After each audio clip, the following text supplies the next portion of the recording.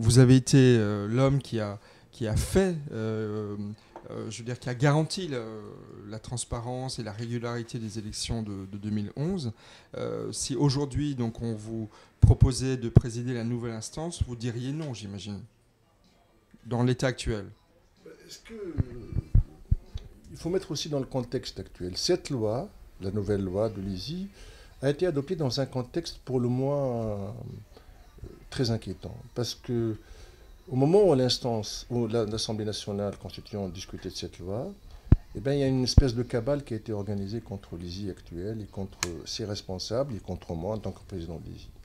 Sur 3 plans, au moins. D'abord sur le plan politique, sur le plan judiciaire, sur le plan médiatique. Sur le plan politique, on a constaté avec amertume, mais aussi avec beaucoup d'inquiétude, une véritable instrumentalisation et un court-circuitage de la part du gouvernement de tout le processus qui présidait à l'action et à l'activité de la Cour des comptes en Tunisie. Rappelons que la Cour des comptes, selon le décret 27, a pour mission de contrôler les dépenses ex post de l'ISI. Et cette instrumentalisation a été réalisée par le fuitage d'un document qui n'a aucun caractère officiel, qui provenait de la Cour des comptes, document qui a fait l'objet d'une délibération du Conseil des ministres, excusez du peu, alors qu'il n'y a aucun caractère officiel, qui a fait l'objet, y compris discussion au plus haut niveau de la coordination de la Troïka, et ensuite document qui a été fuité dans les réseaux sociaux et même dans les médias dans une campagne qui était alimentée par des éléments extraits de cette note-là et autour de laquelle on a fabriqué des accusations fallacieuses de mauvaise gestion, du tournement de fonds publics, etc., etc. Et ce qui est grave dans cette affaire, c'est que le gouvernement a carrément court-circuité et instrumentalisé la justice, et notamment la justice financière, qui est représentée par la Cour des comptes, qui, rappelons-le, n'est pas encore indépendante en Tunisie. D'ailleurs, paradoxe de l'histoire, c'est que cette Cour des comptes, qui n'est pas indépendante, était chargée de contrôler une instance qui est réellement indépendante. Cette Cour des comptes qui fait partie du passé de la Tunisie, et non pas du présent et de l'avenir, travaillait avec des outils anciens pour contrôler une situation nouvelle. Et donc il y a un paradoxe intéressant, mais qui soulève un problème de fond qui est vraiment l'indépendance du judiciaire dans ce pays. Et on trouve que le judiciaire est utilisé encore une fois dans d'autres domaines, pénal, politique, en tant qu'instrument de règlement de comptes politiques que le gouvernement décide contre tel ou tel adversaire. Et vous avez... Oui. Plus grave aussi, c'est que le gouvernement a demandé au contentieux de l'État d'engager une action judiciaire contre l'ISI et ses responsables sur la base d'un document, encore une fois, qui n'est pas du tout officiel et qui n'est pas définitif. Et que l'ISI n'a pas pris connaissance que plus tard.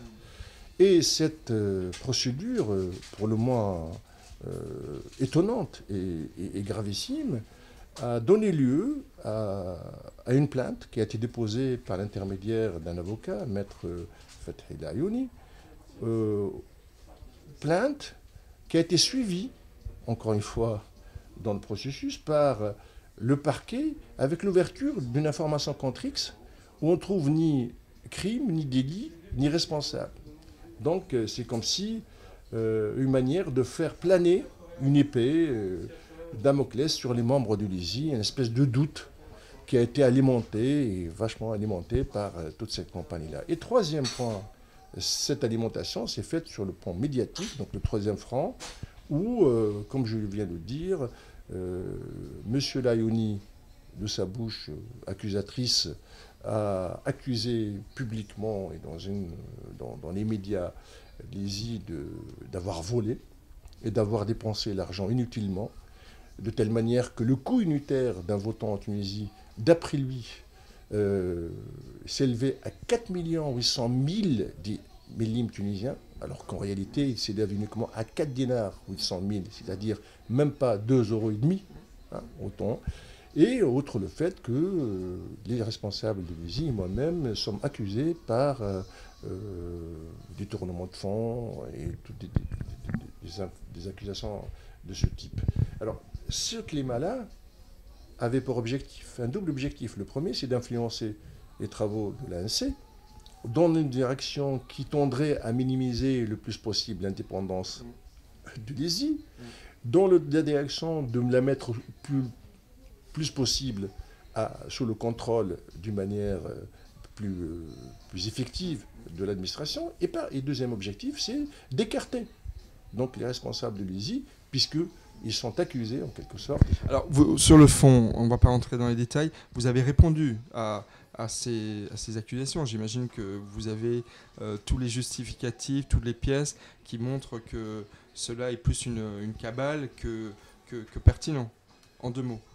Oui, sur le fond, pour nous... Vous contestez toutes ces accusations. Alors, ces campagnes-là ont débuté début novembre. Nous avons reçu le rapport préliminaire, officiellement cette fois-ci, de la Cour des comptes, le 4 décembre 2012. Donc, du début novembre jusqu'au 4 décembre, la campagne battait son plein. Le parquet a ouvert une information contre X le 3 décembre, la veille de la date officielle de réception de documents de la Cour des comptes. Pour nous, pour moi, les observations de la Cour des comptes ne posent aucun problème. À telle enseigne que nous avons travaillé, même si dans des conditions très difficiles, à y répondre. Et nous avons fourni notre réponse il y a quelques jours, avec documents à l'appui, toute explication et réponse à toutes les observations qui ont été formulées par la Cour des comptes. Évidemment, toutes les précisions nécessaires, y compris parfois corriger certaines données tout à fait erronées ou fausses que contenaient les observations de la Cour des comptes. Et moi, je suis serein. Et j'ai déjà dit dès le départ que toutes ces accusations-là, en fait, sont fallacieuses et je les refute en bloc. En bloc et avec les preuves de votre réputation. Vous êtes un homme en colère, j'imagine. Oui, j'ai un certain moment, oui, j'étais en colère parce que, je dirais, pour l'injustice qui nous a touchés, parce que quand même, c'est une ISI qui a réalisé de la vie de tout le monde, au niveau national et international, un travail remarquable, qui a réussi en tout cas un défi que personne ne donnait pour évident, en tout cas. Nous avons eu une obligation de résultat, celle de réaliser les élections du 23 octobre 2011 selon les critères établis par la loi et conformément aux normes internationales. Nous l'avons fait. Évidemment, tout ce travail-là n'est pas parfait, mais le résultat est obtenu. C'est-à-dire que les élections ont été acceptées. Les résultats n'ont jamais été contestés par aucune partie. Et donc les Tunisiens sont exprimés librement, pour la première fois de leur histoire, d'une manière moderne, responsable, citoyenne, marquant même une nouvelle naissance, en quelque sorte, de cette citoyenneté qu'on cherche, etc. Donc, et voilà que le paradoxe de l'histoire, c'est que ceux que l'ISI a permis qu'ils accèdent au pouvoir se retournent contre elle et instrumentalisent et la justice et les médias et les instruments de l'État pour tout simplement l'abattre. Et au-delà, et c'est là ma colère, c'est pas le fait d'attaquer simplement une institution qui a réalisé le seul acquis autour duquel il y a quasiment une unanimité en Tunisie, parce qu'il n'y en a pas d'autre, malheureusement, pour nous, le seul acquis de la Révolution, mais le fait de mettre le doute dans les esprits des Tunisiens. Ces Tunisiens-là qui ont fait confiance à cette instance-là et qui ont fait conscience au processus électoral, qui n'était pas évident. Rappelons-nous comment les gens réagissaient avant les élections quand on parlait d'élections. C'était quelque chose carrément. Alors qu'est-ce que vous allez faire ? La question c'est pour vous, mais c'est surtout pour la Tunisie. La Tunisie a besoin d'hommes qui assurent les formes, la transparence des processus, la régularité des élections. Qu'est-ce que vous allez faire alors dans ce contexte de remise en question, d'inquiétude, d'une nouvelle loi qui n'est pas conforme aux termes de l'instance, je parle de l'indépendance. Alors qu'est-ce que vous allez faire, M. Gendoubi ? Tout d'abord, respectueux de la loi, je dois donc finir le processus qui a commencé. Donc, on a présenté notre réponse aux observations de la Cour des comptes. La Cour des comptes doit nous renvoyer un rapport de synthèse sur lequel on doit apporter notre avis. Et ensuite, l'Assemblée de la Cour des comptes, car il y a une assemblée des juges, des magistrats, vont voter ce rapport-là qui va être publié au journal officiel de la République tunisienne. Ça va prendre un peu de temps, mais la procédure sera respectée jusqu'au bout. Donc ce n'est pas contrairement à ceux qui ne veulent pas respecter la loi. Deuxièmement, je ne vais pas croiser mes bras. Je continue avec mes collègues de défendre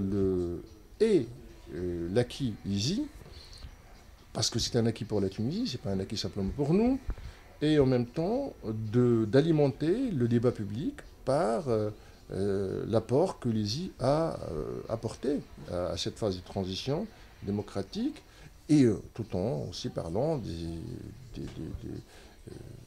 des manquements, ou des imperfections, ou parfois des erreurs que nous avons commises, dans le sens de les corriger à l'avenir. Le problème, c'est que la nouvelle loi, malheureusement, ne va pas permettre à la nouvelle ISI de moins éviter les principales erreurs dans lesquelles on a commises en quelque sorte, objectivement parce qu'on avait des conditions particulières.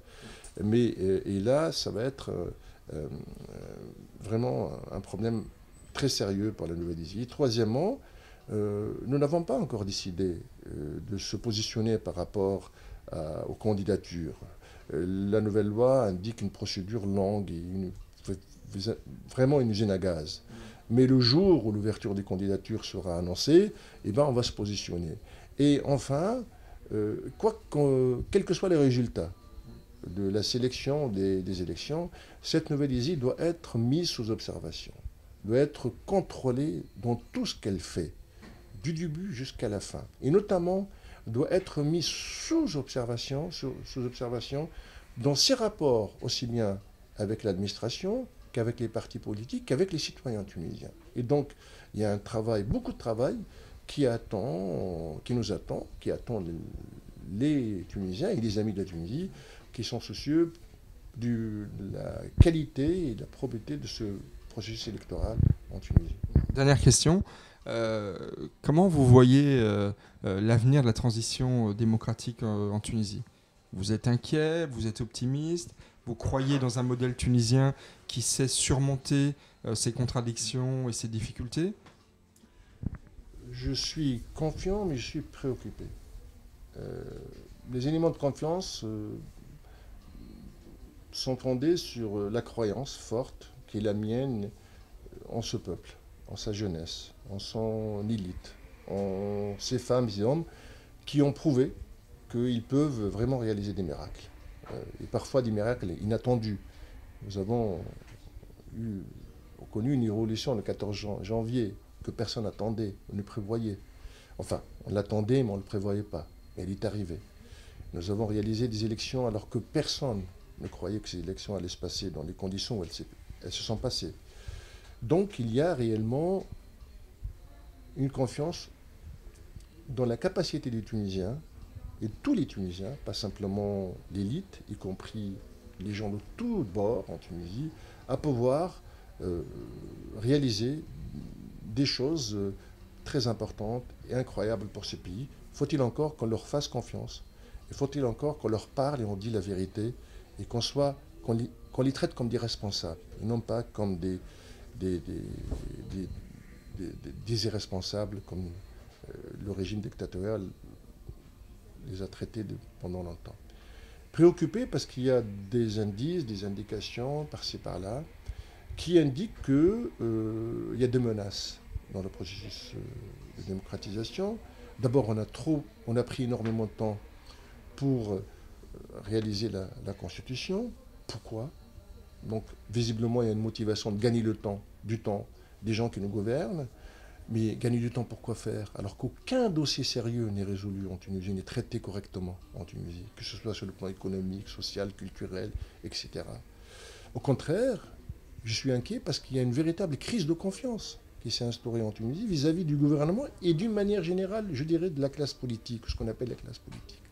car les Tunisiens se sont rendus compte que la révolution, peut-être, ne leur a pas donné, au moins partiellement, ce à quoi ils s'attendaient légitimement, de l'emploi, de la sécurité, de la protection des droits et des libertés au niveau individuel et public, du développement régional.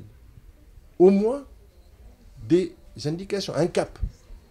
Tout cela n'est pas donné, donc, alors qu'ils assistent, ébahis parfois, scandalisés d'autres fois, à des excès énormes, à des députés qui sont soucieux plus de leur salaire et de leur retraite que de celle des Tunisiens, de ceux des Tunisiens et des Tunisiennes, à un gouvernement qui est plutôt très indulgent par rapport à des groupes extrémistes qui exercent de la violence, y compris contre des mausolées qui font partie de l'histoire de la Tunisie, sans parler des violences à l'égard des individus, à l'égard y compris de l'ambassade des États-Unis, une agression qui est en fait une déclaration de guerre contre la Tunisie, beaucoup plus que contre les Américains, comme certains prétendent. Des autorités aussi qui plutôt développent des campagnes et instrumentalisent la justice pour régler leurs comptes avec un certain nombre d'opposants ou d'adversaires politiques.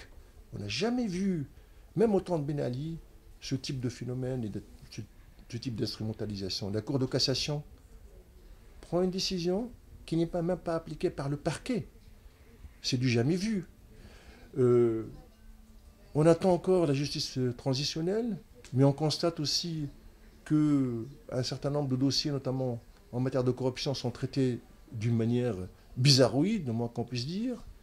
Et au niveau économique, social, on a une espèce de stagnation, pour ne pas dire un recul, qui indique bien que le chômage s'est aggravé davantage, les inégalités sociales pareilles, l'inflation a pris des dimensions énormes, ce qui a vraiment mis en cause gravement le pouvoir d'achat des gens, etc., etc. Donc, tous ces indices-là sont très inquiétants et sont préoccupants parce qu'ils risquent de mettre en cause réellement le processus de démocratisation. Quand on les mélange ensemble, ça fait quand même un mélange détonnant. Et on n'est pas à l'abri, effectivement, d'un certain nombre de mesures, telles que nous l'avons constaté pour Céliana, par exemple, ou Benguerden, ou El Kef, c'est-à-dire le recours à la force, le recours à la répression, et même avec son cortège. Son cortège de la poursuite dans les pratiques de torture, par exemple, qui existent encore en Tunisie. Certes, ils ont baissé en termes d'ampleur, mais ils sont là. L'idée de l'impunité même. Car s'il n'y a pas justice, et si on est aussi indulgent à l'égard des fauteurs de crimes parfois, et de troubles de manière générale, ben, le sentiment d'impunité qui règne. Tout cela fait que les Tunisiens doutent. Et pour beaucoup sont désenchantés. Et ils se posent réellement des questions sur leur présent et leur avenir, et sur l'avenir du processus démocratique. On est dans une phase très très délicate, très difficile. L'année 2013 notamment va être, à mon avis, une année cruciale. Et c'est la raison pour laquelle il faut absolument, très vite, un sursaut soit marqué, en fixant un vrai cap et d'une manière sérieuse, en ne jouant pas sur les dates des élections, en la fixant, en tenant ce cap-là, et en disant aux Tunisiens réellement la vérité sur les intentions de ceux qui nous gouvernent, car il ne faut pas les prendre, les Tunisiens, pour des gens qui ne comprennent pas. Ils comprennent parfaitement que ceux qui sont au gouvernement veulent gagner du temps, sur aussi les priorités. Il n'y en a pas beaucoup, les gens peuvent comprendre qu'on ne peut pas tout traiter, mais ils ont besoin qu'on leur dise quelle vision et quel cap ils attendent. Merci.